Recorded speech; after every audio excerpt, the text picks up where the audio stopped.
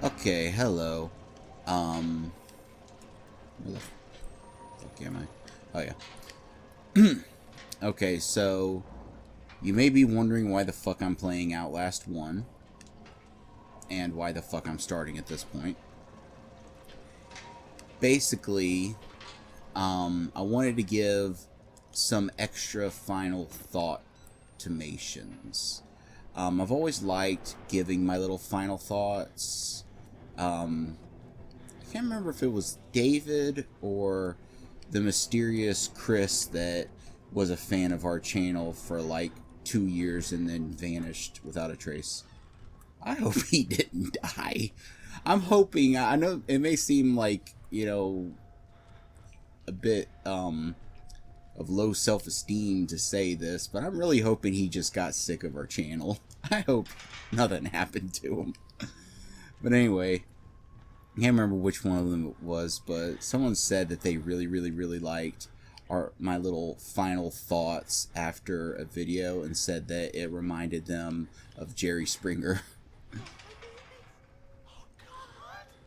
Oh. So, well, that's spooky. I do have to warn you that it's been about 4 years since I played this game. When did Outlast 1 come out? It had to have been at least, because it was before I started my channel, so it had to have been at least like 3 years ago. At least more than that. But basically, after I watched,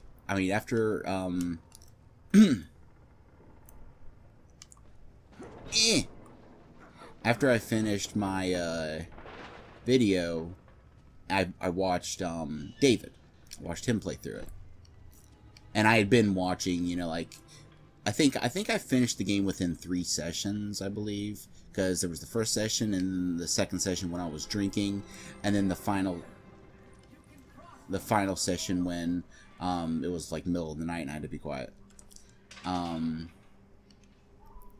see a battery and I want it. I already tried that door. See, I'm going to attempt to... I haven't even explained why I'm doing this, but I'm going to attempt to do it without walking in circles. Because as entertaining as I'm sure that is, I know it can probably get annoying. So, I basically figured... after I would finish an episode, like after I'd finish a recording session, I would watch David. Okay. I think I remember doing this. I think I remember the twins show up at this point. I want to think they do. So, I would finish one of my recording sessions and then I'd go back and I'd, watch David up until that point. And the unfortunate truth of doing... Yeah, I think the brothers show up at this point, so I should give that a quick scooching. Or they show up in this room and I just fucking box myself in like an idiot. So...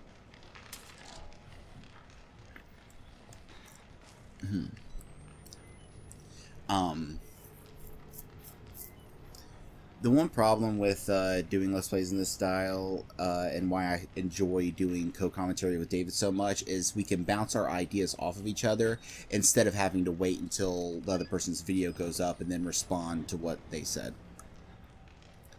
So, I don't want this to be considered a rebuttal to David's assessment of the game. I do disagree with him, but I also agree with him on many areas, and that's basically why I'm doing this. I probably should have started by explaining why I'm doing this. That probably would have been the professional thing to do, but when the fuck have I ever been professional? So... Now, why could I do that if no one showed up? Whatever.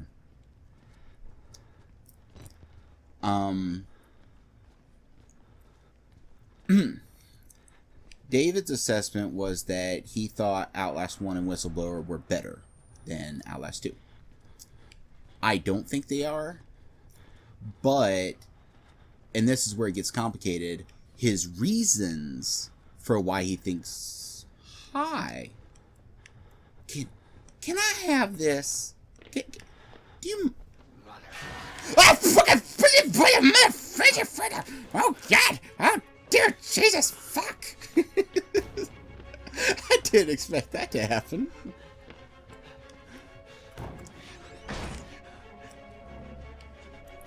I'm not gonna bother. Oh, he's gonna see me. He's gonna see me.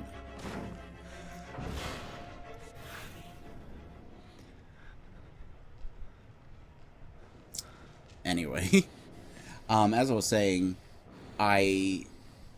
where it gets complicated is that although I don't agree that Outlast 1 and Whistleblower were better, the reasons David gave, well, I mean, are you gonna, can you change your mind, please? Oh, fuck.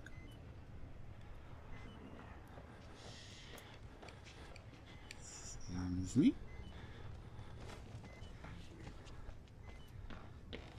Wait. I saw that twinkle. You can't hide no twinkles from me. I'm the Twinkle King. Sounded very gay. Anyway. Go ahead and just stick that one in there. So, as I was saying, one of David's reasonings for not liking the second one was that he found it frustrating at times. I think it definitely was a bit frustrating at times. I think that part of that is chalked up to the open nature. Well, you're just fucking showering me with batteries.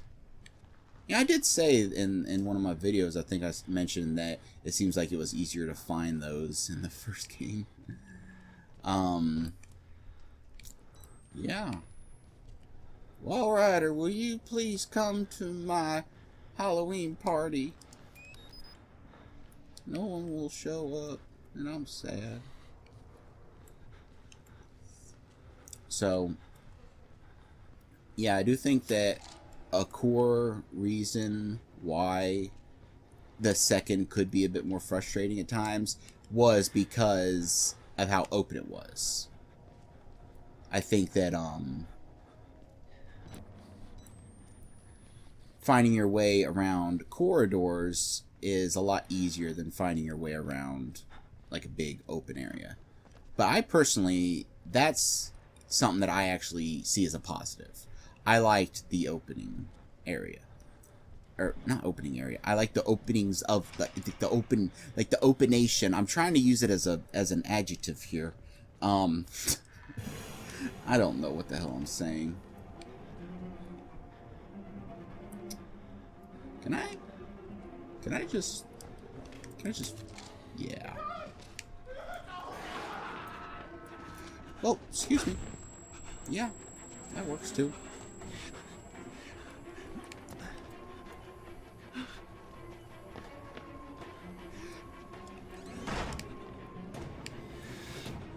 There isn't really much of a point in covering those up because they're still going to bust it. They're still going to, you know, hit at it, and then they're going to...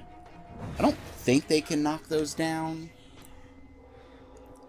I think probably Chris can. I don't know. Anyway, I liked the open... Like, if you remember when I played Whistleblower with Anna, I said that the open, like the outside areas were my favorite areas. So, clearly I would like a game where the whole game is like that. Another thing David said was that he liked the characters in the first one more. And I agree with him on that. My assessment is that the characters from the first game and from Whistleblower were more interesting, whereas the characters from the second game were scarier. Now, one problem with that is not knowing how much of that can actually be chalked up to the quality of the characters. I think that, well, fuck. I think for me, Marta was scarier than anything in the first game. And I know that the funny, goofy thing to say would be, oh, it's because you're afraid of getting your dick chopped off. It wasn't even really that. It was just the way she would always be chanting, and just like whoever did her voice was phenomenal because she nailed the creepiness. Whereas, obviously Chris Walker was just your generic, grumbly,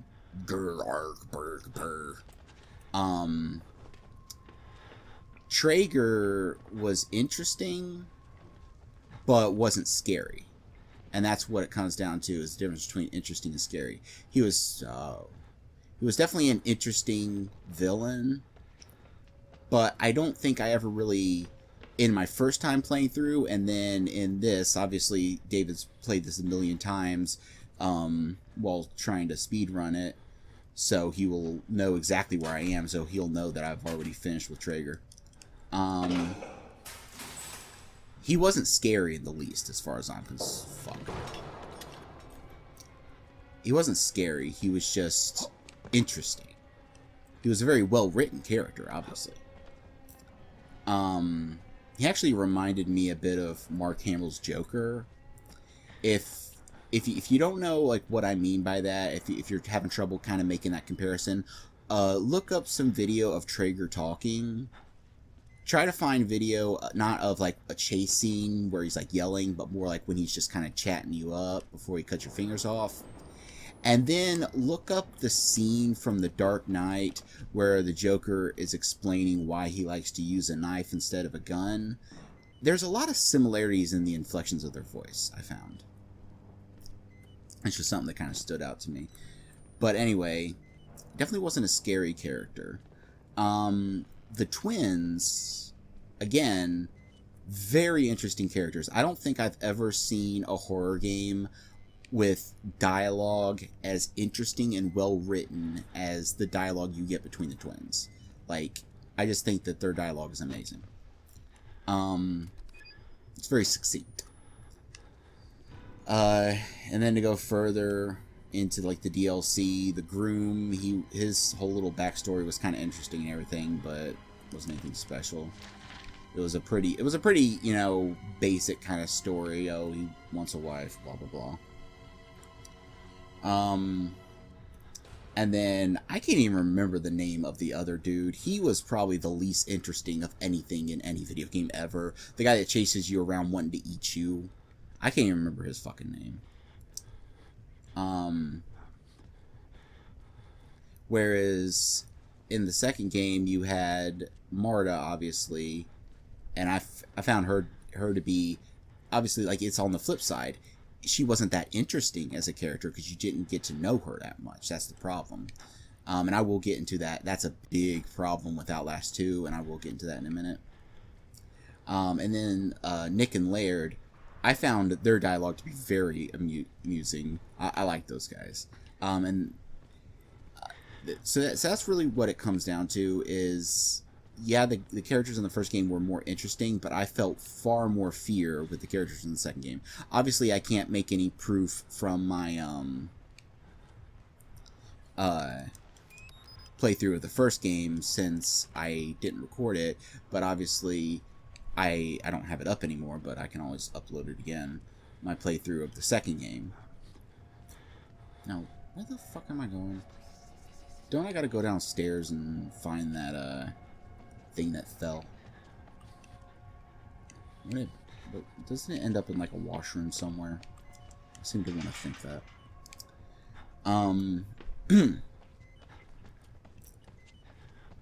And one problem. Stop that.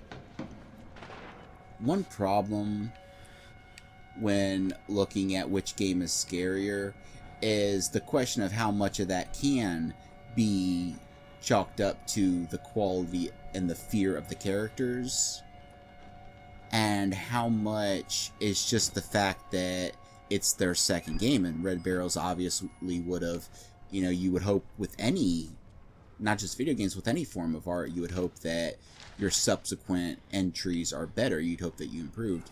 And, you know, you could say that they definitely did improve, and they got better. Oh, okay.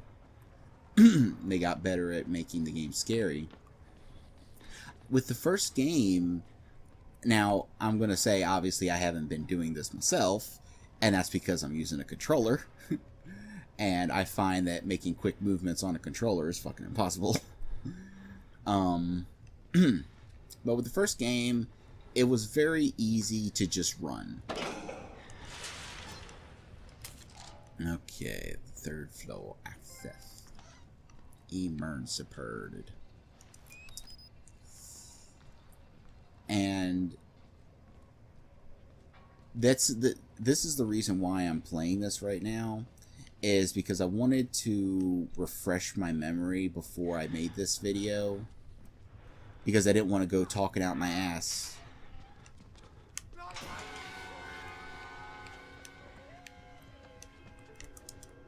Don't worry, I'm totally not in the one single stall that's closed. Check the ones that are already open. Close them and then open them to check them. But yeah. Hi. Bye-bye. Fuck. Why? I've always wondered why they do that instead of, I don't know, opening it.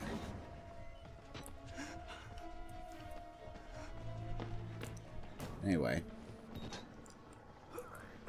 I remember missing that jump once when I originally played this. But yeah, I didn't want to make a video I was going to make this video right after I finished watching David's. But I didn't want to just make a video talking out my ass about something I wasn't that, familiar with, since it had been so long since I played the first one. So what I did was I played up to where you saw me stop here, which I think was a good amount of progress. And then I also went and re-watched on my hard drive my playthrough of Whistleblower, so that I could make sure that the points I was making were correct.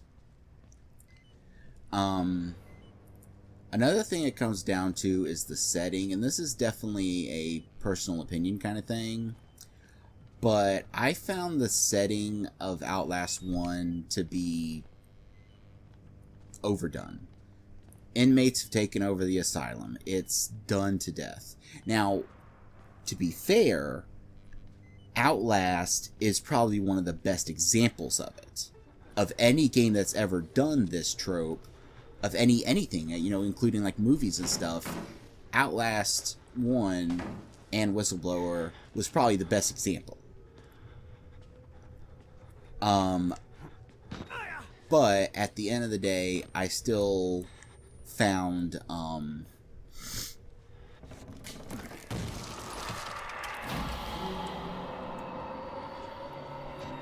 okay, Wally.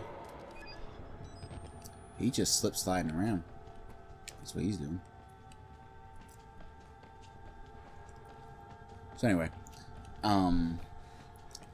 and like I said, that could be up for interpretation, you know, that could be, you know, up for debate.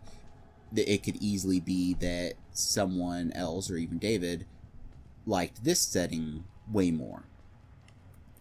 And to be fair, I did say that this setting's a bit overdone, but that's not to say the other setting isn't either. The creepy, overzealous, cult-like, backwoods religious people, that's done to death. Although I don't think I've ever seen it done particularly in the way that it was done here. And that, like, I think that what it comes down to is Red Barrels don't pull any punches, and that's what makes them such a good developer. There's so many things in their games that other developers or even movie makers might be unwilling to do. And I do think that games are able to get away with a little bit more than movies are, just because of the level of realism between them.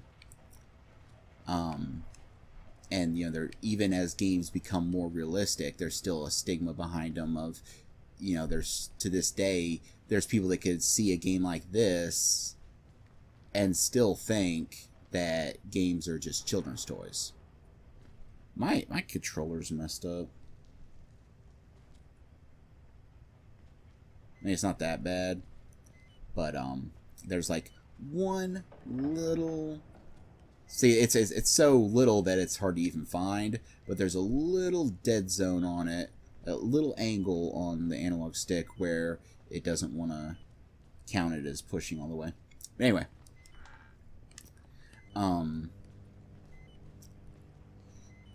so I think that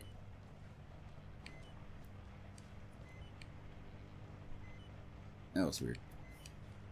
I think that in both Outlast 1 and 2, it's really, they took the two tropes that they used, the asylum and then the hillybillies, and did them on levels that had never been done before. I don't think that I've ever really seen anything do those two tropes to the extremes that they were done here.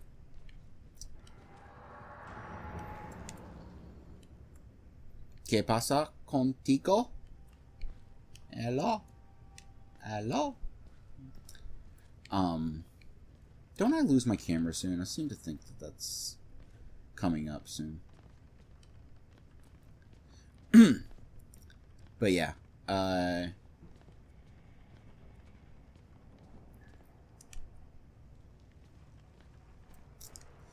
so I think that one of the reasons why I'm having trouble talking is the fact that I really intended for this to just be a quick video of just a little bit of gameplay of this, and then I'm just still playing. Yeah. No. No, thank you. I think I interrupted something.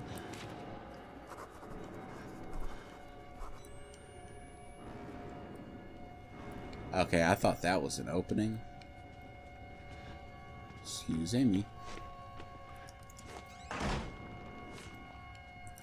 You tank your dangle and you go away.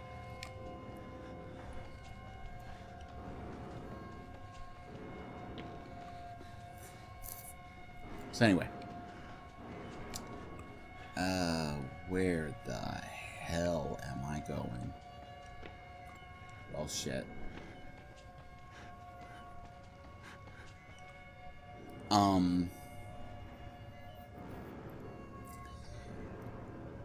I know that another thing that I would caution David on is that when comparing the two games, he was comparing them as if he was comparing Outlast 2 to Outlast 1 and Whistleblower as a whole. And I don't think that's fair. I think that we should wait and see if they do a DLC for this before comparing them. I would say that if you compared each entity, I feel that Outlast 2 is better than Outlast 1 or Whistleblower. If you were to compare them as a whole, then Outlast 1 and Whistleblower are better.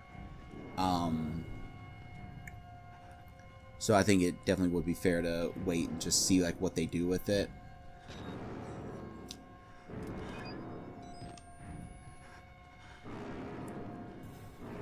I don't even know what these guys are up to.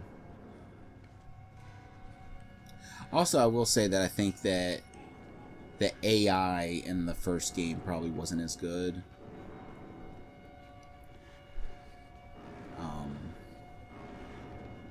Probably wasn't as smart. Enemies tended to just kind of lose interest in you a little too quick.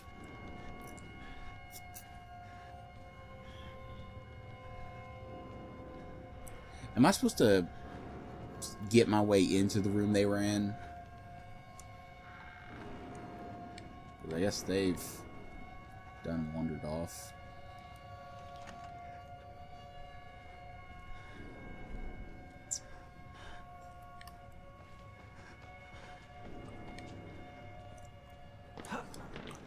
And yeah, I did say in one of my videos of Outlast 2 that I didn't think you could freely jump in this one, but I guess you can. It's just I didn't remember.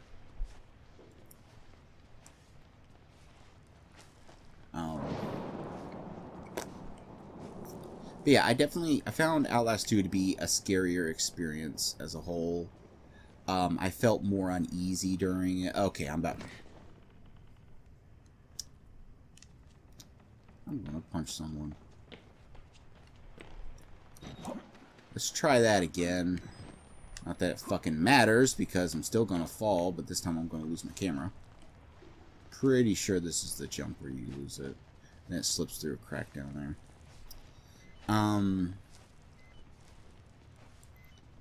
And it's one of those things, like I was saying before, that it's hard to really quantify it, because how much of the extra scariness of Outlast 2 can be chalked up to the quality of the setting and the quality of the characters, and then how much do you attribute to just the basic fact that as a developer, I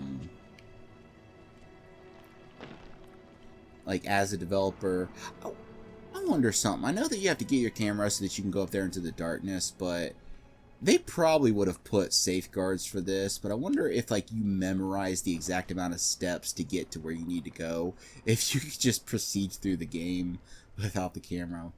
I'm assuming there's probably, like, a door somewhere that won't open until you get it. But anyway.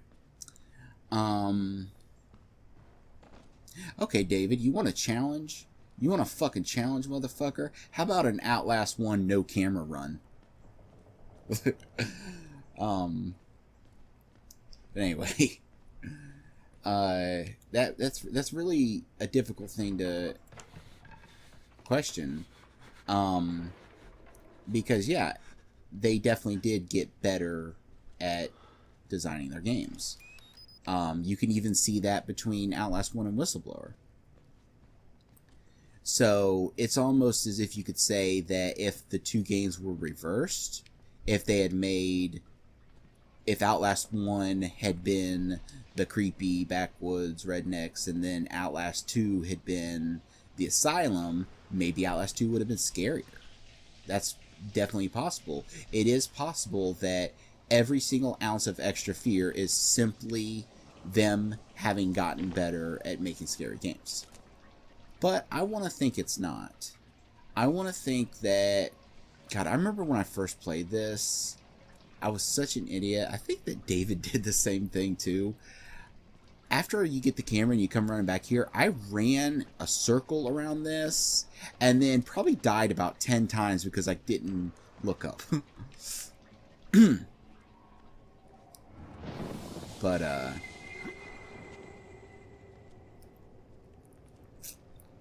I do feel that, and you know, even if I'm right and it is the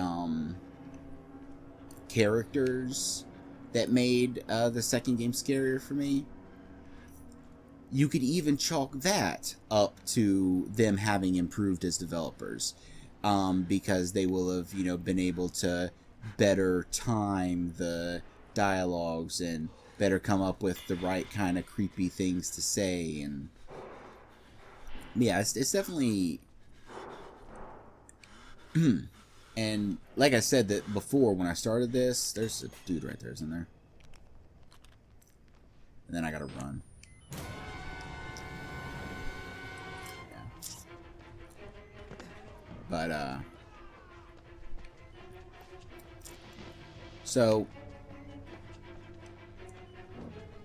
yeah, this is what I was talking about before, how giving afterthoughts and just giving, you know, commentary in general could be difficult for the simple fact that I'm basically talking to a person without them being able to respond, whereas if we were like on Skype or something having this discussion, there could be that back and forth.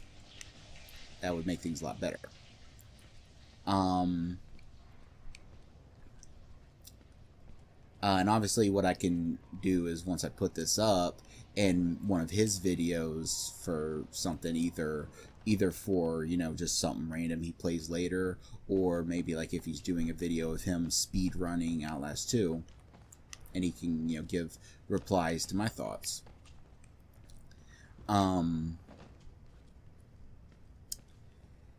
One problem I had with Outlast 2 is that every character death felt a bit arbitrary. The way Laird dies was just such a disappointment because, you know, I found those two characters to be interesting. I didn't find their gameplay to be frustrating at all. I do want to correct David on something, and I know I'm starting to sound like a bit of a douchebag here, but wait, how am I going to make that jump? Or do I just jump up it this way? I don't know. I do want to correct him on something, and that's one of the area, like when I first told him I had gotten the game and told him how far I'd made it up to and everything, he told me that he found the next part to be a bit of a dip in quality, and he found it frustrating. And so when I went to play that part, I was kind of looking forward to seeing what he was talking about, like what had bothered him. And I think he made a bit of a mistake there. Ugh! I do think he made a bit of a mistake in that area. And that's that. So I bet, I wonder if you would have just fallen there. Or if it would have been just like a invisible wall if you had tried to make it through without the camera. Anyway. And that was the area where you had to go get the rope. And he said he found that frustrating. And then when I watched his footage, when I watched his episode, I don't know if you realized this, but he kind of fucked up in that area. The thing that he had found frustrating about it was that the jump scare where one of the infected dudes grabs at you, he said that kept happening and it was getting frustrating that they were overdoing it. Salutations, my good sir. I want to comment on that bit of dialogue right there that he just gave. I want to say that that's very good dialogue. That's very clever dialogue, because finding out that you're actually a patient in the asylum would be a possible twist for the game to have, and obviously it didn't.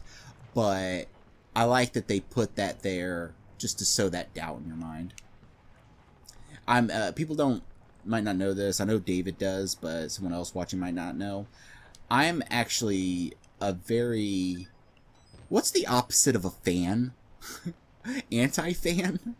I hate when a story has a twist that something was all in your head. I find it tired. I find it cliche. I find it a cheap cop-out by creators that don't want to actually have to explain their world.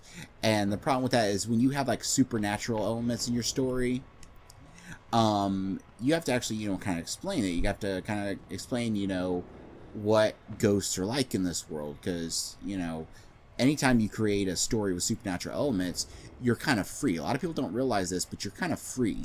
You can write a story about vampires, and you can take whatever direction you want. You're not forced. There's no law that says you have to stick to whatever established lore you want. You can make it so you can make opposite vampires. Oh dear. You can make opposite vampires that can't handle the moonlight. Okay. Oh god, I always hated that in this game. That you can't,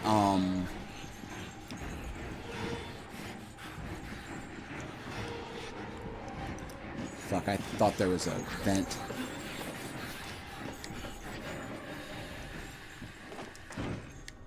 There it is. I knew there was a vent in one of these areas. You can make vampires that Sparkle. And so when you create any piece of fiction that's going to have supernatural elements, you have to decide what your lore is. And I think that it was all in their head is just a cheap cop-out so you don't have to explain the lore of the world you've created. I think that's all that is. There are very few stories where it was all in their head is done in a decent way.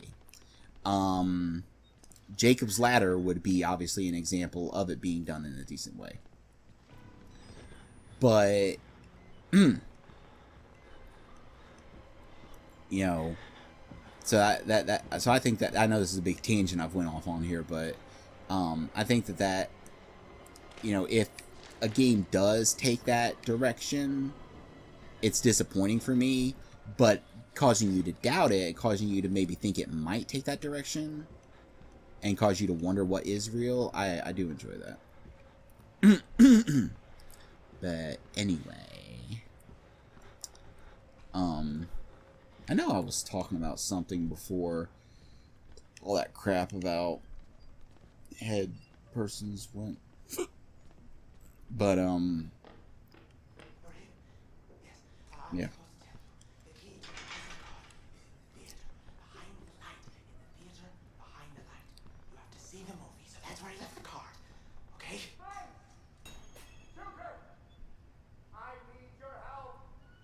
Coming! Yes, coming! I'm coming! Oh, even after all these years, I remember how gay his voice is when he says that. It always stood out to me. But yeah. It is unfortunate that I can't have this discussion directly with David because we could have a good back and forth. He's always been the kind of person, in my experience, that even if you disagree on something, you can still have a fun discussion about it.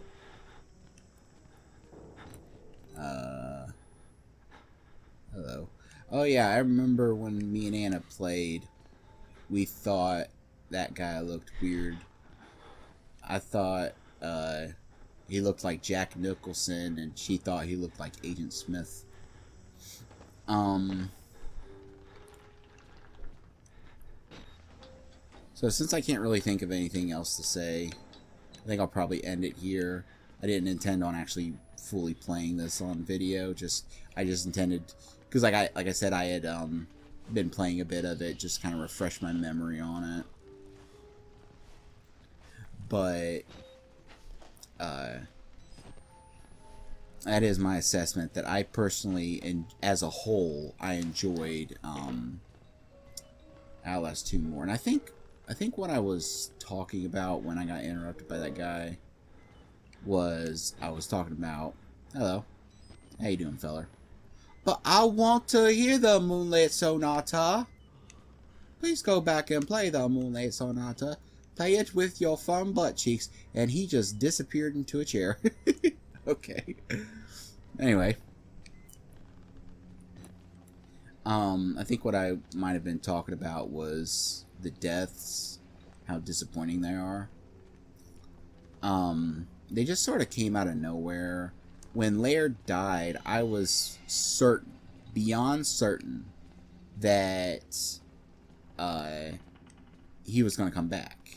And then he didn't, and I was like, well, fuck me. Oh, wait a minute. Hold up, hold the phone. I'm glad I remembered this, because David would probably be pissed at me if I didn't after I just got done insulting him. Now I remember what I was talking about. I was talking about the area that he was frustrated at. He's probably been sitting here for like the past 10 minutes while I've been rambling about other shit, just fuming like, what the fuck does he mean? I don't know. What the fuck does he mean? And I don't know why he talks like that all of a sudden. But anyway, in that area where you're running around and you got to get the rope, he said that he kept getting that jump scare of the infected people grabbing him, and he said that that was getting really frustrating, that they were overusing it. But they weren't actually overusing it. What was happening was those people were littered about, and you would get grabbed if you got too close to them. That's what was happening. And he was running around that area, trying to, you know, kind of YOLO it. And because of that, he kept running into those people, and so they would grab him. And so that's one thing I do want to kind of sort of correct him on. And even after hearing this, if he still thinks that like that area was frustrating, that's fine. I'm not, you know, trying to take away his opinion on that. I'm just letting him know that that's why he kept getting that jump scare. It was because he was running into the enemies. It wasn't a scripted jump scare. Because if it was scripted, if it was the kind of jump scare that happens kind of automatically, and it kept happening, yeah, that would be kind of frustrating to overdo it like that. But, that's not what was happening. Here's the magic chairs that the man disappeared into. Never to be seen again. And then here's the thing teaching about the all-righter dude person thing. But, yeah. And I think that the part where you're trying to get away from Marta while you've got Lynn, Ika, half Lynn, half Jessica, because God knows Blake can't fucking keep it straight. I think that was kind of an interesting chase scene. Like, obviously, having the whole game be like that would have been frustrating, but, you know, God knows we don't want an Outlast escort mission. That would just be annoying. But, and then the way Marta died, it was an interesting way for her to die, but I don't know. You could maybe chalk all of it up to just the good old-fashioned, I don't want it to ever be over, I'm enjoying myself, oh, don't be over, please don't be over. I mean, there's games I've played that, hell, I just finished Persona 5 the other day, and it took me a good 100 hours to finish that game, and I still wish it wasn't over. Hell, I've already started my second playthrough.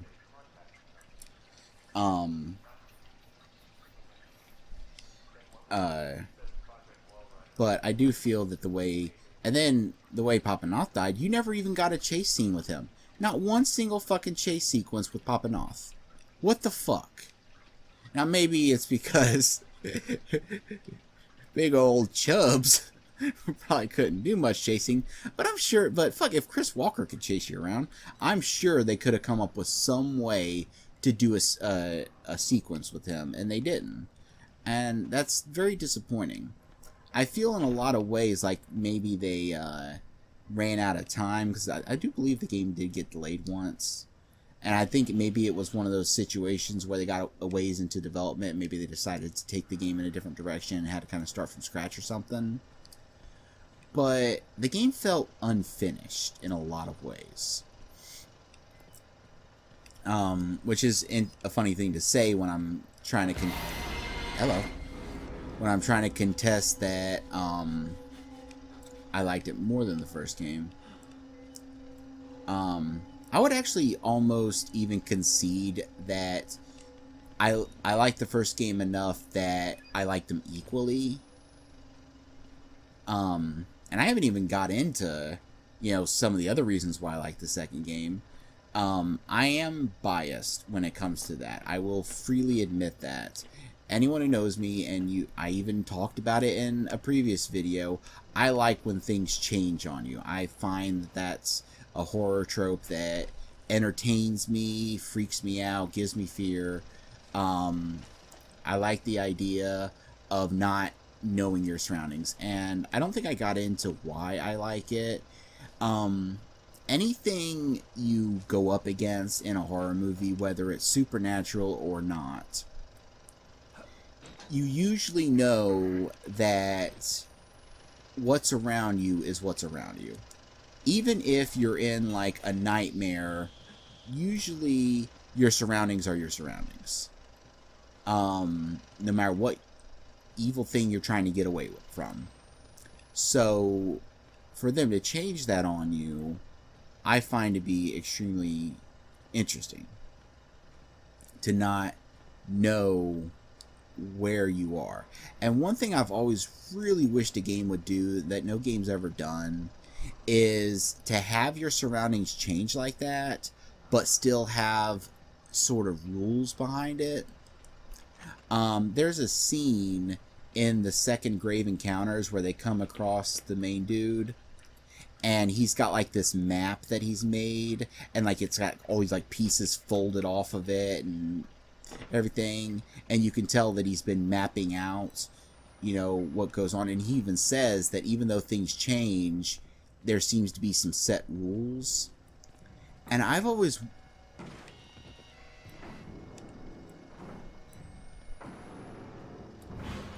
Oh shit.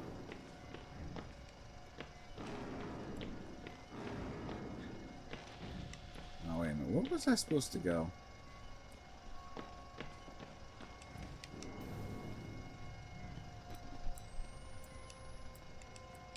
I cannot remember where I was going. Was it here? No. Squeeze me. Probably where he came from. That would make the most sense.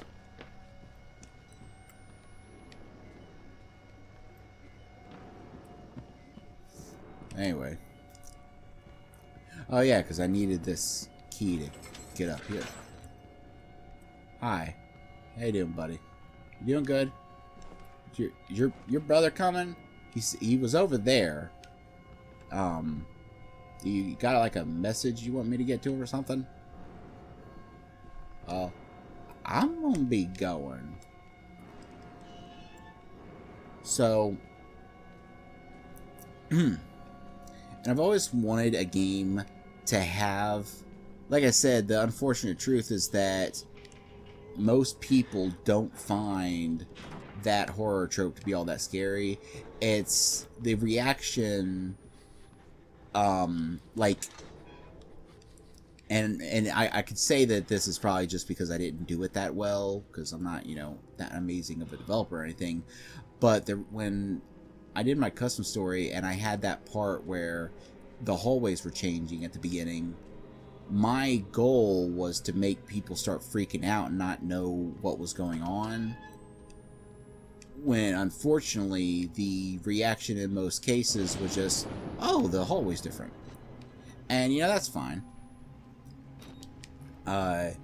You know, if something isn't your particular, you know, something that you find scary, you're probably not going to react all that well to it. You're not going to get much of a jump out of it. That's the reason why most games have to resort to jump scares, because if something jumps out and goes a bloogie woogie woo, it doesn't matter what it is, you're going to jump. And so by doing that, they don't have to really prey on anyone's fear.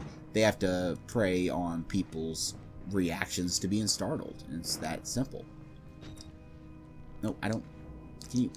I just... Why did I even do this? What was the purpose of that?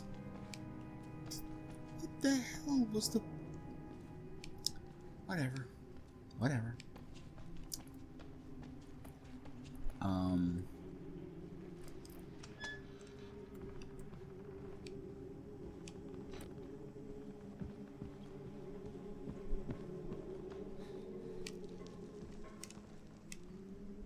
Hello.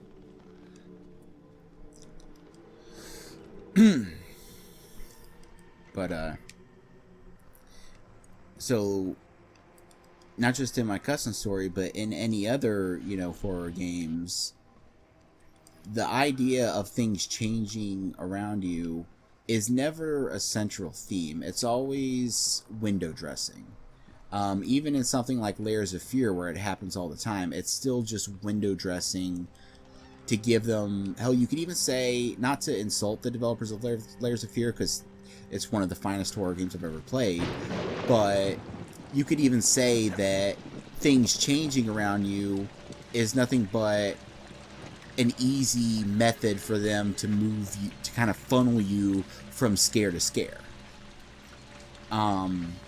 I would love a game, and hell, maybe I should try to make something like this. I'd love a game where you're in a situation where things change around you like that, but you realize that there does seem to be a sort of method to the madness.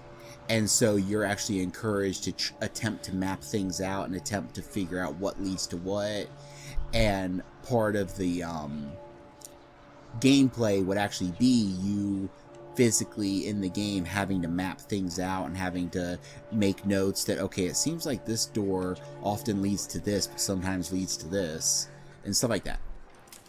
I'm just going to stand over here so that his dialogue doesn't overpower me.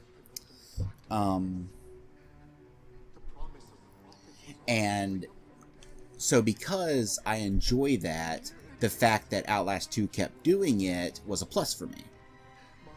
Does that automatically make the game better? No. There could be things in this game that people think are really good horror tropes, and because the game keeps doing them, they like that more. I think that out of everything we've ever seen in an Outlast game, I think the school was actually the most well done and scary place. You know, exploring the school and the creepy shit that would happen in it. I loved that.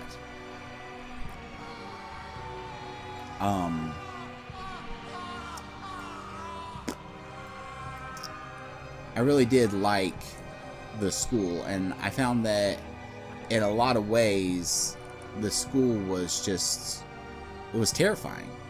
I loved it. I loved every moment in that school, and I feel that if they made a DLC, and I think David said this as well, I'd like the DLC to just be the school.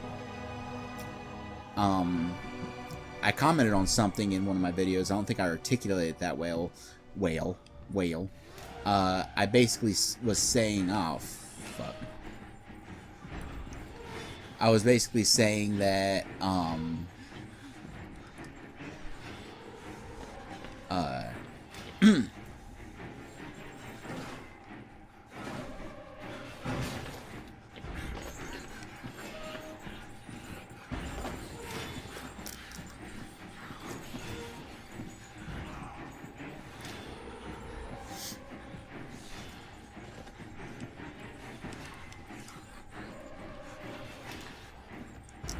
oh, this is why we would need to do this.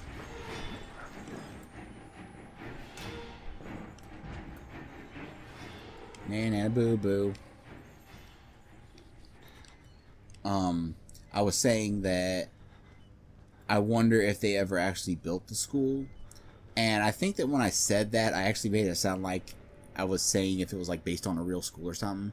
What I meant was, in a lot of games, they'll try to make a place look cohesive, look like it's an actual place you're exploring, when in actuality it's just a series. Like if you were to look within the engine and like no clip out of it, you would see that, like, okay, for instance, if I was to no clip out of this wall somehow, like if you know, I was able to mess with the engine and make myself be able to do that, I doubt I'd be able to see the, like, I don't know, the, trying to think of like an area from way before or something. Okay, you know the underground facility that you come to in here in a little bit? I doubt from here I'd be able to see it, because it wouldn't be loaded into the engine. And that's just because, you know, limitations of engine. It would be way too taxing to have the entire game loaded at once. So obviously it does stream things. But in a lot of games, and I don't know if it's the case here, because this does seem like a pretty big place, but in a lot of games, if you were to map it out and map out what, like, how far, like, okay, how far from this door to that door, and then how far of this hallway, and map things out, you would actually find that places will start cutting into each other, and that the place is built in a really weird way, like an unrealistic way. And that's normal, because as a developer, you want to just make your level. You want to make your level interesting. And it would be dumb as a developer to say, okay, well, we wanted this to branch off in this direction, but 5 hours ago there was another room that physically would be placed here, so it's unrealistic for it to branch off in that direction. No, you're gonna branch it off where you want to fucking branch it off to make a good level. But with the school, there were so many areas where you could see areas you had been to before. And so that's what I'm wondering, is if they actually fully modeled the school within the engine, even like maybe some areas you don't get to fully explore, because there's plenty of areas that you never explored. There's plenty of like classrooms that you never actually got to go into and stuff. And that's what I'm wondering, if they did that. I would love a DLC that is just the school. I am a little bit frightened or apprehensive of any upcoming DLC, because there's a very, very, very, very, very obvious direction for them to go with it that I really, really fucking hope they don't. And that would be to have you play as Lynn during the period in between her getting captured and you finding her hanging up. Like maybe once she gets taken back to their place, she escapes and goes through some stuff, and then later she gets captured again, and, you know, that's her, you know, strung up. Because, yeah, they could use it to kind of maybe explain some more things, to kind of learn some more of the story. But no matter what they did, no matter how interesting they made it, you would know that she dies in the end. And sorry to give a spoiler, but you should be watching this after watching my playthrough anyway. You would know that, and I would find it, no matter how well they did it, no matter how many revelations they gave, no matter how much you learned about characters, even if it meant, you know, you got to bring Marta back and get to experience more with her, since she was my favorite character, you know, no matter what you did, you would know how it's going to end. And that would be so unfortunate. They did so well with Whistleblower by it telling you a story that you wanted to know. I remember when I first played the original Outlast, I found myself wondering who the whistleblower was, and I found myself wondering if maybe one of the crazy people you came across was him, and, you know, I wanted to know that story, and that's why I was excited when they announced the DLC and announced what it was going to be about. I wanted to know, you know, who that was. And I think that when you do DLC, you want to do one of two things. You want to have it take place before or after the story. Because by having it take place during the story, all you're doing is just saying, oh, here's a little bit of this, here's more of the same. Here's more of the same shit you already knew happened. You're just seeing it, you're seeing the same shit from a different angle. I would like them to either have you play as Blake later, like maybe when his daughter's growing up, and maybe hell, have you play as the daughter, have you play as her, maybe she is the Antichrist, and you have to maybe play as her as she's, you know, hearing these voices telling her to do evil shit, and she has to kind of fight against that, because that's, you know, or have you play as Blake, and or go back to the beginning and maybe have you play as one of the characters, have you play as Anna Lee or Anna Beth. What was her name? The girl that died that had you get into all this in the first place. Not all this. I'm nodding my head to the screen. I'm talking about the second game. The girl that, you know, had the fetus that danced. And yeah, you could say, well, didn't you just say that knowing what happened to them would kind of ruin it? Yes, but here's the thing. You never actually saw her death. So even though we know she dies, it's still open for how she dies. And that's the difference. Having you play as Lynn would be, you know, a waste, because you already know how she dies, you know what happens at the end, you know, but we don't know the circumstances under which, you know, hell, you know, they said, the fetus, how it just, and then she trailed off. Maybe it was how the fetus just disappeared. Maybe the fetus got taken away. Maybe, you know, that could be, you know, a revelation to find out that, yeah, she dies, but maybe, she went into labor early, and maybe the fetus was able to live. You know, that would be, you know, because also you could get to see the village ahead of time. I would say see it before everything went to shit, but I think that place was kind of pre-shitted, if I had to say. But, you know, whatever they... And hell, maybe they won't even be doing a DLC. That's perfectly possible that they might not even do one. That's perfectly plausible.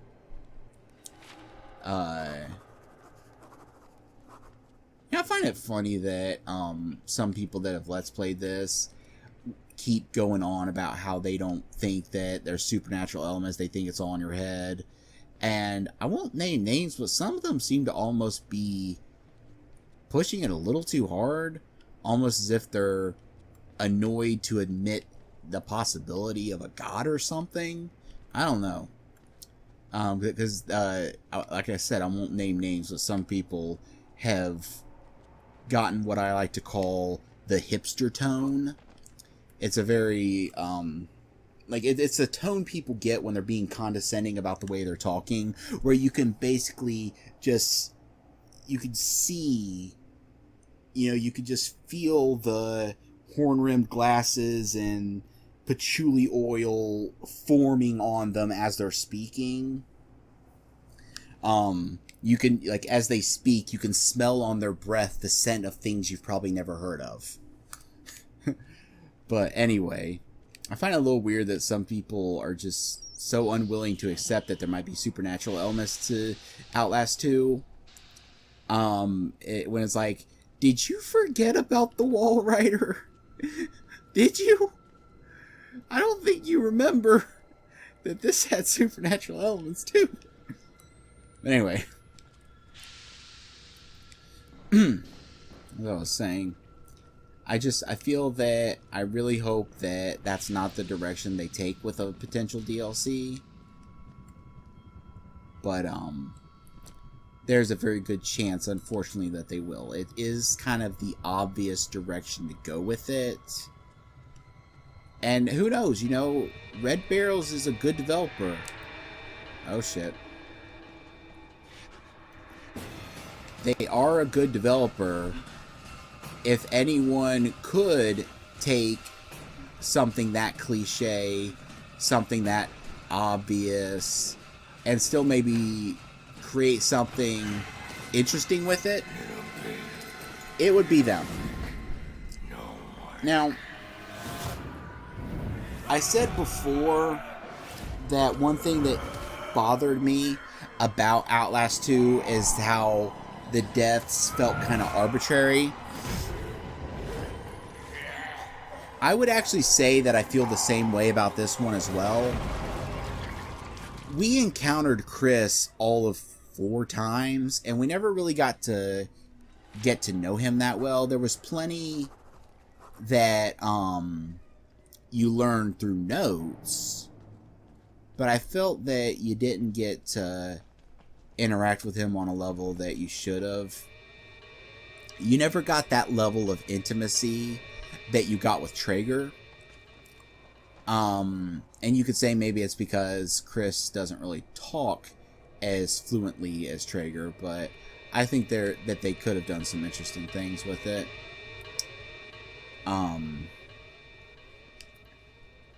That's definitely one problem these games have had, is that they're very segmented.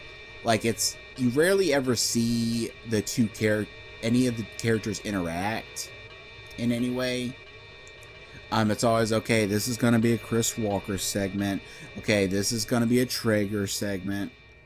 And that's kind of unfortunate. You know, it would have been interesting to see the characters interact. What I would hope, my hope for Outlast 2 is also that I'd like them to maybe connect the two games. I find it a little weird that they made a point to say that the games took place in the same universe, and then there was never really much of a connection. Although, you know, there's always going to be Easter eggs in games, and it's definitely possible that there's a connection, like an Easter egg connecting Outlast 1 and Outlast 2 that I just didn't come across, and maybe next time I go to the library, I'll look that up, see if anyone happened to find any Easter eggs. I'm not going to go in there, because once you go in there, you've pretty much began the ending sequence. You're pretty much at the end of the game, and I don't want to have a bunch of cutscenes trying to compete with me to finish talking. But,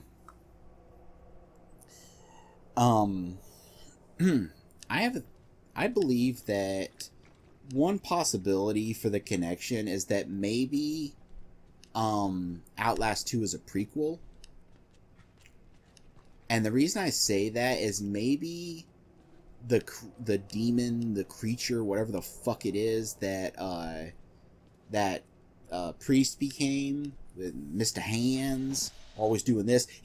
Every time he came after you, he always looked like he was about to go into a rap battle. He's always like, yo, yo, yo, oh, yo, yo. But maybe, like, he became the Wall Rider because that place was up in the mountains of Arizona. And I think this game is, I believe it was in Colorado or something. But they did mention at one point in one of the notes of this that the Wall Rider was something they discovered up in the mountains.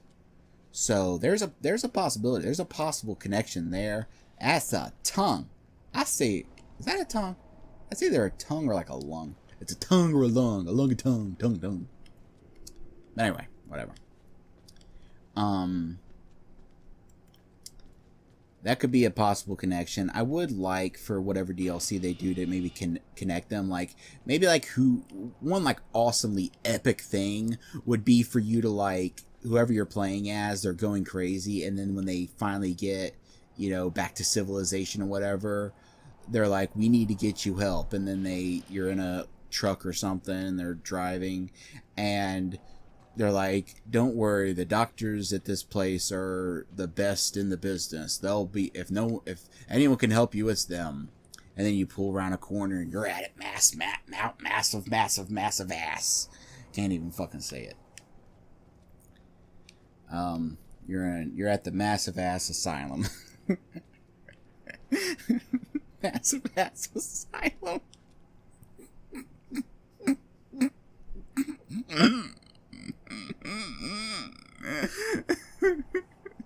I don't know why that's tickling me so much. Massive ass asylum. Now I'm just picturing all the characters posing like on sports cars.